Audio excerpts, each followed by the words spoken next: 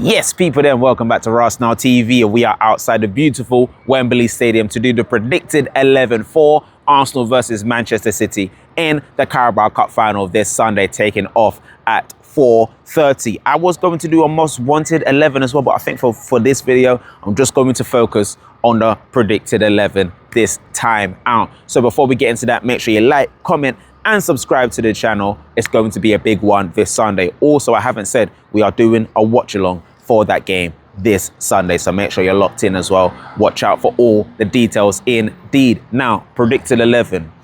We spoke about this briefly in the overview. We spoke about this briefly in the combined 11, that there are going to be questions about who starts this game in certain positions. Do we go for the strongest team possible? Or do we go with the team that will keep the camp happy? That's the question. These are the questions that needs to be asked. And the reason why these are big questions is because it's the first trophy on offer in 6 years, first and foremost. So we really need to be careful with the predicted 11s that we do decide to pick. And Mikel Arteta, you have to get your selection right. I know Manchester City are down in the dance, but you've got to get your selection right. Can we get the selection right? Let's see. Let me know in the comment section down below. Big up to yourself, Arsenal family. Now, in goal. This is why I said I'm only going to do a predicted 11, because the most wanted 11 as well, it would have made my brain explode at the same time. In goal, predicted 11. I would love David Raya to start this game. He commands his box better than anyone I've seen in England. The best keeper in the Premier League now, fact, in my opinion. In my humble opinion, he's the best keeper in the Premier League, fact. And he's on his way to becoming one of the best in the world as of right now. 21 clean sheets across Europe's top 5 leagues in all competitions. How can David Raya not start this game? Simply because Kepa has been the Carabao Cup keeper this whole season. Mikel Arteta has not changed that at any point. And I feel like, I don't know if this is what happened behind the scenes, but he may have made a promise to say to Kepa that you're getting all the Carabao Cup games. You're getting all the Carabao Cup games. And I feel like it could do damage to the camp or morale potentially. I don't know. What do you think? I think it could do damage to the camp or morale in the team if Kepa is not given his chance to play this cup final on Sunday. So even though I would start David Raya, absolutely, Kepa is starting in the Carabao Cup final. And we need him to have a great final. Not the silliness that happened at Chelsea where he didn't want to come off for the penalty shoot and this, that and the other. I believe he's matured since then. So let's give him an opportunity. Let's do it. Let's believe in him. Because ahead of him, remember, the ball's got to get through other 10 players before it gets to Kepa, you know.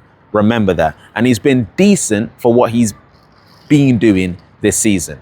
On the right-hand side, Timber, at the time of recording, still injured, still a big doubt. So I'm going to assume that he's not available for this game. Now, you've got the likes of Mascara and Ben White that can play out there as well. Mascara, when he's coming at right back, has been great. He's been absolutely great. And we don't drop levels. That's the one thing I can say about Arsenal. We don't really drop levels anymore when the other players come in for different positions, the backups, you can say, so to speak. Don't drop levels. And then again, Ben White had a decent performance against Leverkusen, starting to come back to his match fitness. Will we see Ben White start this game? I don't think we will, you know. As much as I would like Ben White to start, I don't think we'd see Ben White start this game. Who knows? He came off around, you know what, he could, you know. He came off around 60, 65, 70 minutes. So he could have been rested, maybe not play the full 90 to start this game potentially. But I think for this match, based on the amount of minutes he's played recently and based on who we could be coming up against, whether it's Shirky or, you know, he's most likely going to be coming up against Doku. I don't think Ben White can start this game. I'm starting Mascara at right back. I'm predicting Mascara to start at right back. In the centre-back two, we're not even going to waste any time on it. Saliba and Gabriel in the centre-back two. Left-hand side, interesting again. You can start Hincapie. You can start Gabriel. Calafiori, I mean. You can start either one of the two. But the one that's been playing the most football in the last few weeks and has been playing the best football, in my opinion, is Piero Hincapie. Another great performance against his old side, well, his parents' side, because they haven't officially made the deal permanent, even though I do think we'll make that deal for Hincapie permanent indeed in the summer. Played another great performance against his home side on Tuesday night in the Champions League. Piero Hincapie will start the Carabao Cup final. I'm predicting him to start the Carabao Cup final. In the 6th, Zubimendi indeed returns to the side. I would like to see a Norgard, but we haven't seen enough from Norgard. Arteta doesn't trust Norgard enough. You know he's not dropping his son, Zubimendi. Keeping his place in the 8 as well after another stellar performance. And someone that spoke about the amount of games that we have been playing since October, 3 games a week. It is a lot, but when you're in this moment and you're still fighting for all 4 trophies, you've got to give it your all. Declan Rice back in the 8 and starting in the 10 is Eze, of course. Both of these, you know, if Eze stayed on the whole pitch and didn't come off with what seemed to be a slight injury, he probably would have got man of the match. At the time of recording, Eze did say he's fine after the game. So at the time of recording, I do believe Eze is absolutely fine to start in the 10 in this game. Havertz, if he had more minutes in his leg, could have potentially started. I don't think Havertz will start in the 10. On the right-hand side, there is no way he's dropping star man for this game. As much as he hasn't been great in the last few games, he will start Bukayo Saka on the right-hand side. Tire out your fullback and then bring on the likes of Madueke in the second half. On the left-hand side, Leandro Trossard will get a start. Had a decent performance against Leverkusen on Tuesday night as well. Got a couple of shots saved off the line. An assist for Eze as well. He's finding his form again, Trossard, coming back into the team after an injury layoff. And then down the middle, I've been saying that potentially Havertz could start this game up front.